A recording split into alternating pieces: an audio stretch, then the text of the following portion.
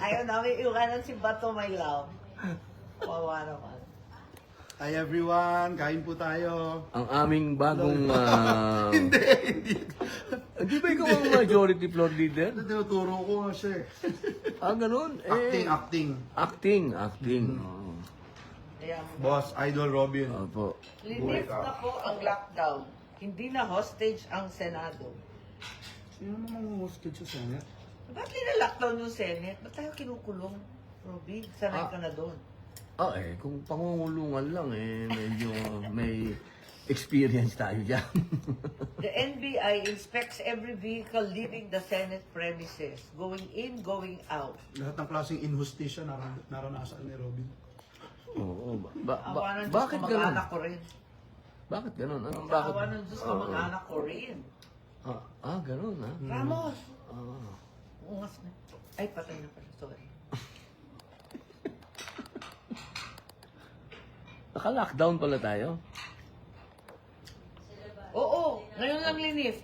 Oo. Oo, nila-lockdown. Lahat ng tao hindi makalabas, hindi nila makapasok. Sila nag-decide. Tapos, ginulpi nila yung OSAA kasi pilit nila pinapasok ang Senator's Lounge. Kung saan bawal lahat ng tao pumunta kung hindi ka senador. Bugbog. Binugbog? Binugbog yung security ng Senate. No, Kasi hinaharam ng tao. Kasabi ni Kwan ni Joel sa clinic. Wawa naman. Wawa. Tama ba yun? Bawal yata yun Hindi naman yata nila dapat ginagawa yun. We moved for the... We cited them in contempt kanina. Dapat. Bakit? Maintindihan? Bakit ganun kalakas ang loob nitong mga... Yeah. Unbelievable. We're still ruled by laws. Di ba bureau lang yun? Oo. Anyari. Tapos mismo yung DOJ, sinasabi na wala namang warrant of arrest na natanggap para kay Bato. Ano yung binabandera nila? Di ba sa pina lang? Hindi naman sila pwedeng mag-issue ng warrant eh. Kailangan pumunta sila sa korte. At sila mamadali pat eh. Mabigat yun Mabigat yun siyempre po, wag daw natin iwan si Bato, sabi ng mga tao. Walang iwanan. Matutulog na kami rito. Uy. Ano? Ako din, dito na ako matutulog. Bato, pagka ma-high blood, nakaka-high blood na yung ginagawa Dapat nila. pinaka-relax. Boss, katabi ko po ang aming matatawag nating bayani ngayong oras na ito. Si Senator Bato. Maraming salamat. Please include us in your prayers. Wag daw po kayong iwan. Sabi ng mga tao, wag daw namin kayong iwan. Salamat. Mga mahal kong kababayan, ito pong nagaganap ngayon dito sa Senado. Medyo ito po ay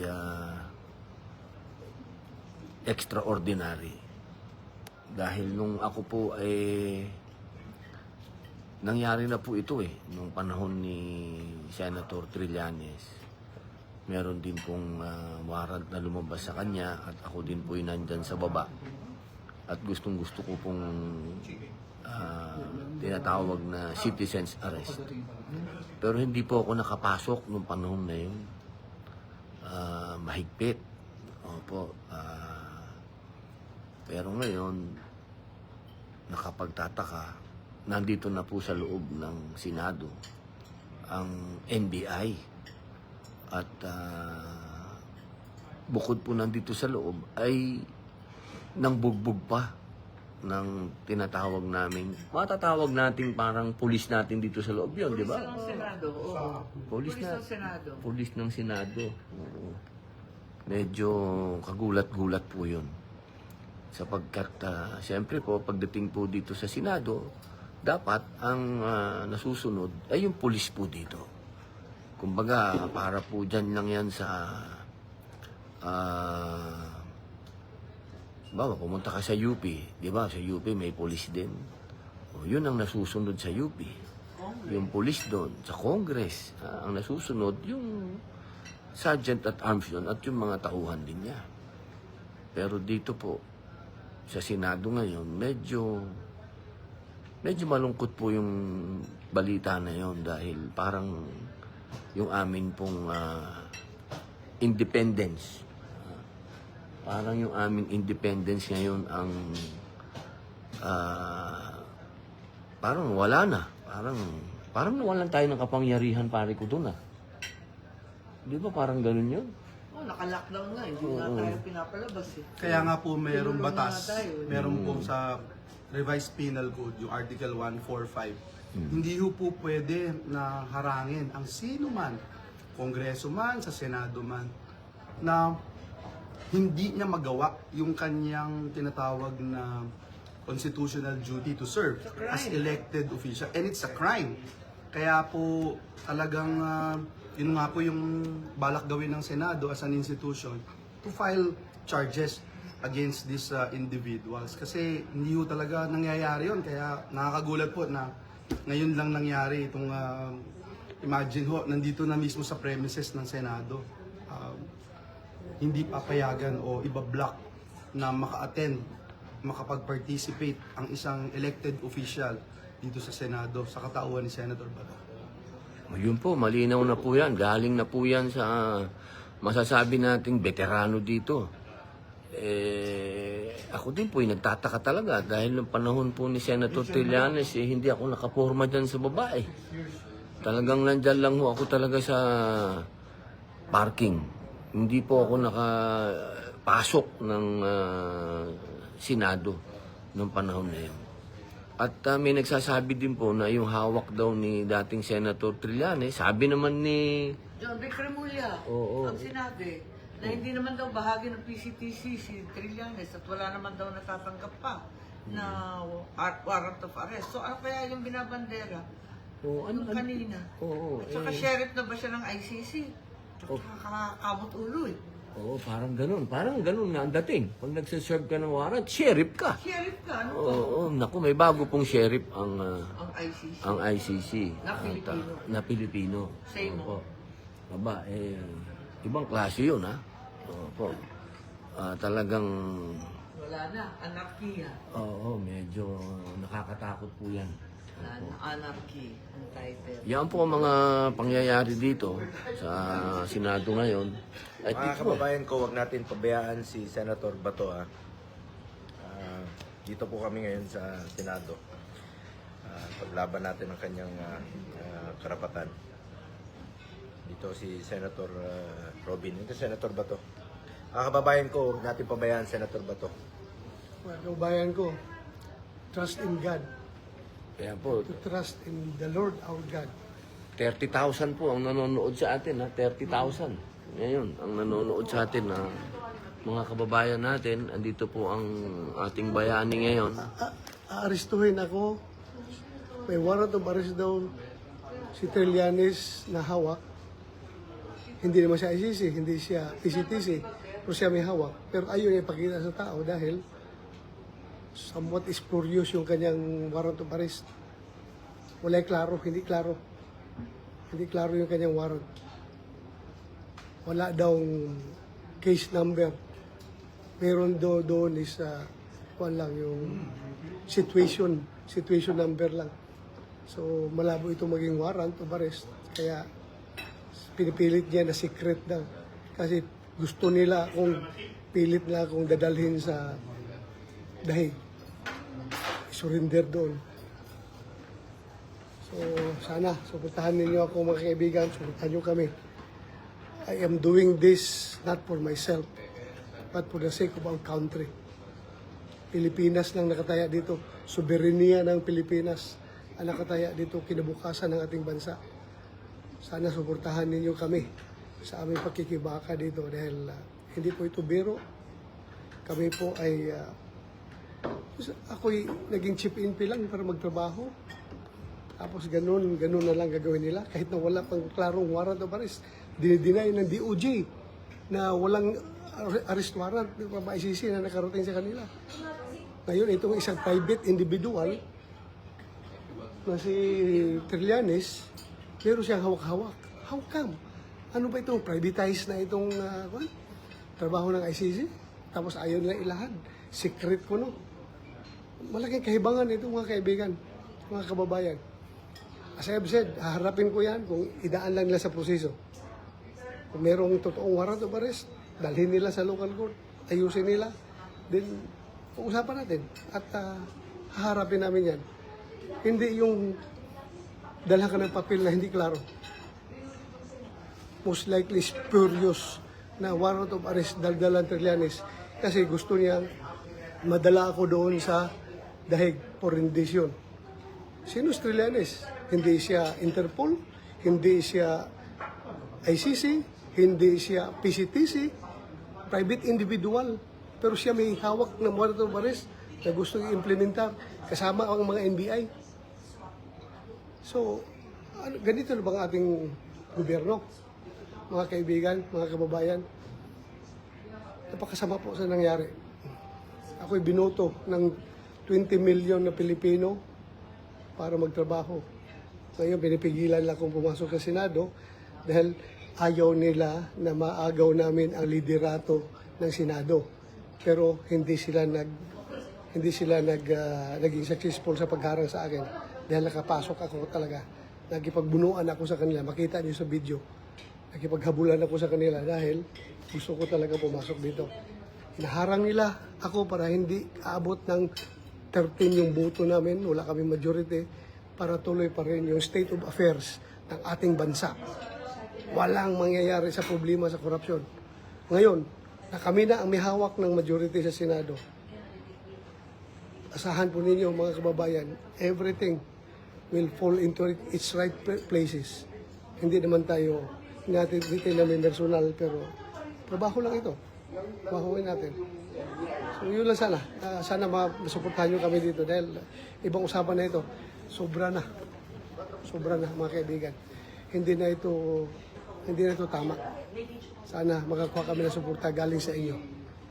Ako'y nakikiusap sa inyo mga kaibigan, mga kababayan. If you love your country, if you love the Philippines, please help us preserve the sovereignty of this country. At ang Senado na isang institusyon na nirespeto na sa ngayon ay binabaliwala na nila, talagang hindi na sila nagrespeto sa Senado. Wala. Kawawa ang bansang Pilipinas. Matanda naman ako. Okay na ako. Pero kawawa yung ating mga anak, mga apo natin. Magkakaroon na ganitong klaseng bansa. Magtutulungan po tayo mga kababayan. Ako'y umapila sa inyo. Sana magtulungan tayo. Suportahan nyo kami dito sa aming pagkikibaka. It's not all about me. Hindi lang ito kay Bato, kundi para sa lahat ng Pilipino na ito na may gustong yurakan yung ating soberenya. Kawawa ang Pilipinas. So yun lang po. Salamat sa pagkikinig sa akin. Thank you very much. Maraming salamat, Senator Bato. Narinig niyo po ang ating bayani sa mga oras na to. At narinig niyo naman po, malinaw po. Yung binubog na NBI na sa jet at arms natin nandun sa clinic, dapat makita nila kung ano na klaseng pangbababoy ginagawa sa atin. Sobra na. Ako, sana natitira pa rin sa bawat puso ng isang PMA graduate yung courage, integrity, and loyalty. I am soliciting their support. Mga cavaliers ko sa Philippine Military Academy. Courage, integrity, and loyalty. It's no longer personal to me. It's an attack to the institution, the Senate, at yung ating soberenya as a nation. So sana tayo, mga cavaliers, mga bugo-bugo, pagising na tayo. Sana yung when bells for us are rung and our last stops is sung, let generation see our country free. So marami tayong mga upper class, mga ninuno sa PMA na binuwis ang buhay para dyan. sana we will live up to the standards. Thank you. Salamat. Yan po ang maramdaming pahayag ng ating mahal na kasamang senador. Itinataya po niya lahat. At siyempre po, masakit din sa pakiramdam yung ganun na Senado ito eh. Pare ko, Senado ito eh.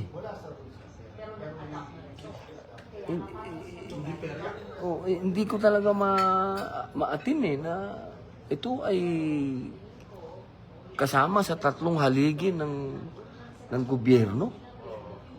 Hindi ko ma-imagine na gawin nila sa Supreme Court to, pare. Na pasukin nila ng ganito. Parang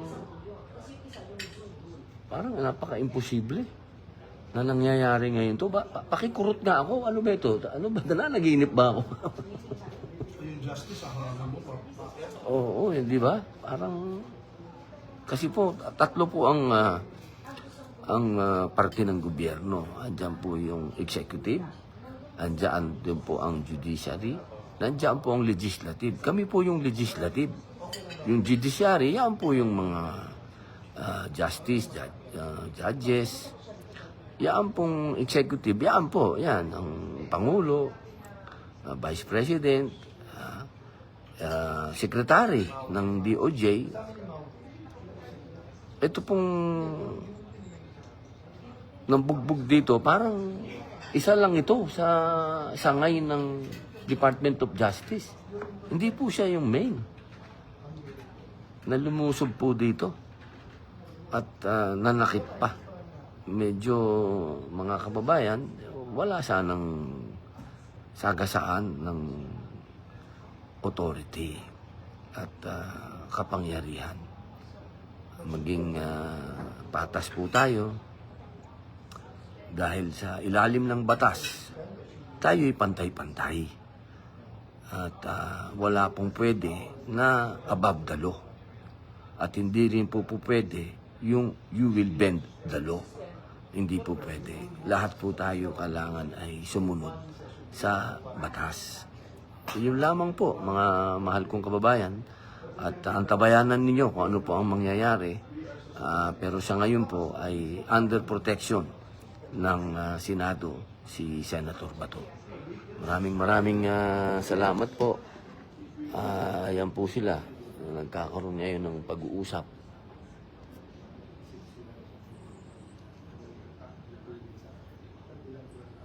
Ayan po.